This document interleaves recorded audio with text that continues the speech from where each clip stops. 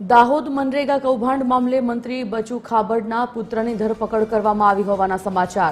દાહોદ મનરેગા કૌભાંડમાં સૌથી મોટા સમાચાર ગુજરાત સરકારના મંત્રીના પુત્રની ધરપકડ કરવામાં આવી છે। દેવગઢ બારિયા તેમજ ધાનપુર તાલુકામાં મનરેગા યોજનામાં કરોડો રૂપિયાના કૌભાંડ મામલે પોલીસે મંત્રીના પુત્ર બળવંત ખાબડ સાથે તત્કાલીન ટીડીઓ દર્શન પટેલની પણ ધરપકડ કરી છે। તો થોડા દિવસ અગાઉ કરોડોના કૌભાંડની પોલીસ ફરિયાદ નોંધવામાં આવી હતી, જેમાં મંત્રી બચુ ખાબડના પુત્ર બળવંત ખાબડ અને કિરણ ખાબડની સંડોવણી હોવાનું બહાર આવ્યું હતું। જે મામલે આજે પોલીસ બળવંત ખાબડ અને તત્કાલીન ટીડીઓ દર્શન પટેલની પણ ધરપકડ કરવામાં આવી છે, જ્યારે કિરણ ખાબડની શોધખોળ ચાલુ છે। તો મંત્રી બચુ ખાબડના પુત્ર બળવંત ખાબડની ધરપકડ કરવામાં આવી છે દાહોદ મનરેગા કૌભાંડ અંતર્ગત। કે મનરેગામાં ખૂબ ભ્રષ્ટાચાર થાય છે, સ્થળ પર કોઈ કામ થતા નથી અને બારોબાર બિલો ચૂકવાઈ જાય છે અને એમાં મોટા માથાઓ સંડોવાયેલા છે, પણ સરકારે પગલાં ન લીધા। વર્ષોની લડત પછી કોંગ્રેસ પક્ષે પણ વિધાનસભામાં પ્રશ્નો મૂક્યા, વારંવાર લેખિત મૌખિક રજૂઆત કરી, ત્યારે હવે સરકાર જાગી છે ને તપાસની શરૂઆત કરી છે। પણ આ તપાસ ખાલી નાટક પૂરતી ના થાય, ખાલી એકાદ બે લોકોને પકડી અને ભીનું સંકેલવાનો પ્રયત્ન ના થાય। સરકાર પાસે અમારી માંગણી છે। તો અમારું એવું કહેવું છે કે ગરીબોના રૂપિયા ખાઈને તમે કઈ રીતે જીવી શકશો? સરકારે આ પૈસા પાછા વસૂલ કરવા જોઈએ અને ગરીબોને આપવા જોઈએ। અને બચ્ચુ ખાબડે તાત્કાલિક મંત્રી પદ પરથી રાજીનામું આપવું જોઈએ। અને સરકારને અને પોલીસ વિભાગને મારી વિનંતી છે કે એમનો પુત્ર જે કિરણ ખાબડ છે, જે ફરી રહ્યો છે, એને પણ તાત્કાલિક એરેસ્ટ કરવામાં આવે।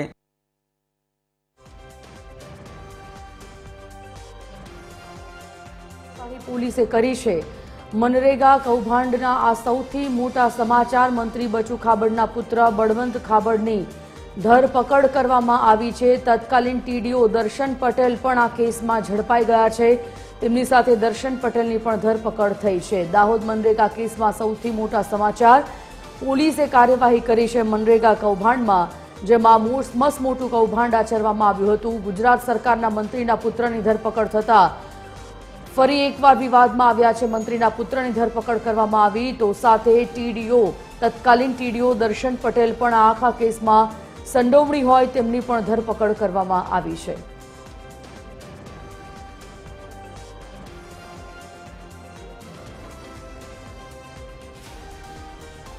તો પોલીસની કાર્યવાહી બાદ હવે જોવું રહ્યું કે કેવા પ્રકારના પગલાં આગળ લેવામાં આવ્યા છે દાહોદ મનરેગા કૌભાંડ કેસમાં મંત્રીના પુત્રની અને તત્કાલીન ટીડીઓની ધરપકડનો આ મામલો।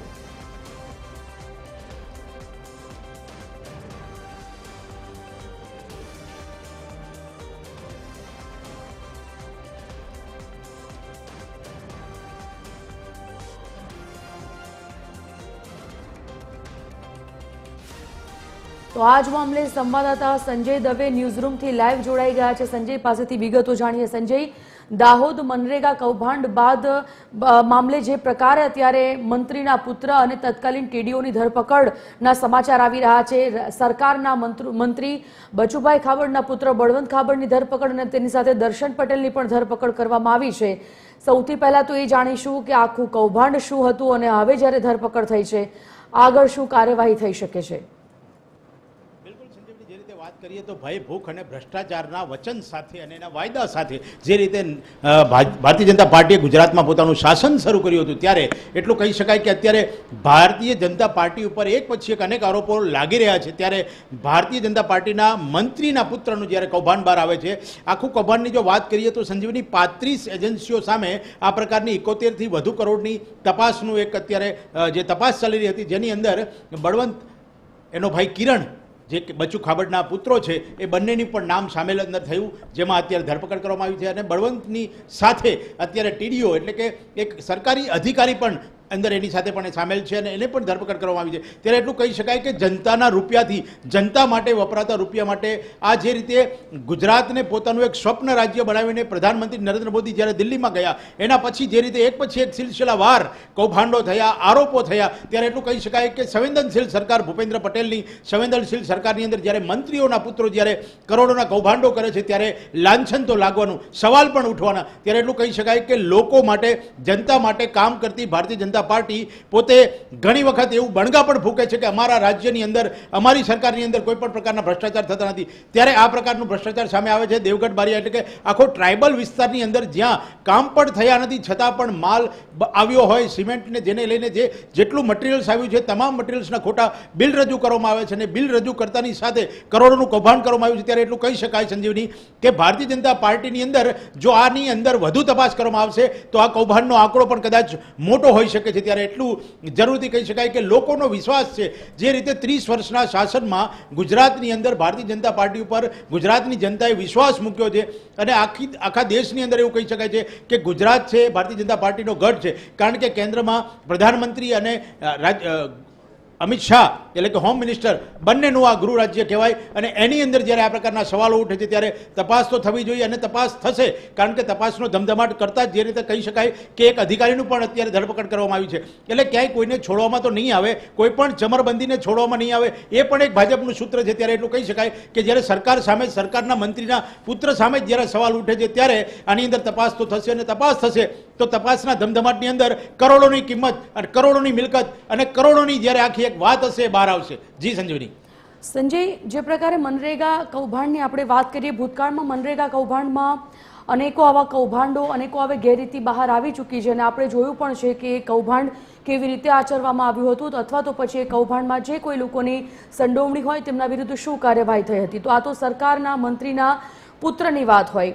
શું લાગી રહ્યું છે કોંગ્રેસ પણ જે પ્રકારે અત્યારે આક્ષેપો કરી રહી છે ભ્રષ્ટાચારના અથવા તો જે તટસ્થ તપાસની વાત કરવામાં આવી રહી છે, શું લાગી રહ્યું છે કે તટસ્થ તપાસ થશે અથવા તો પછી મંત્રીના દીકરા હોય કોઈ ભીનું સંકેલવાનો પ્રયાસ થઈ શકે? જી સંજીવની, વાત અને ચર્ચા બિલકુલ અત્યારે વ્યાજબી છે. કારણ કે કોંગ્રેસે જે રીતે અત્યારે સવાલ ઉઠાવ્યો છે, કોંગ્રેસે જે રીતે અત્યારે એની ઉપર આરોપ જે છે એ પણ સાબિત થાય જલ્દી અને જલ્દી ધરપકડ થાય એવી માંગ પણ કરી છે. ત્યારે એટલું કહી શકાય કે કોંગ્રેસે જનતા માટે અત્યારે બહાર આવવું જોઈએ.